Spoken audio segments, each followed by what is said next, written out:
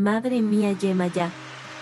Estoy aquí para pedir tu bendición y para darte gracias infinitas.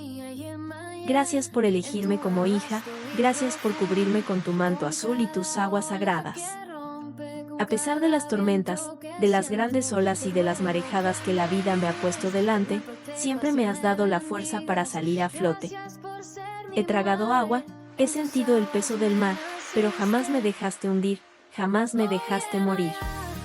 Hoy vengo a entregarte mi fe, mi gratitud y mi amor. Bendíceme, Madre, para seguir caminando firme, con la certeza de que en tus aguas encuentro protección, en tus olas encuentro purificación, y en tu abrazo infinito encuentro vida. Maferefun Yemayá.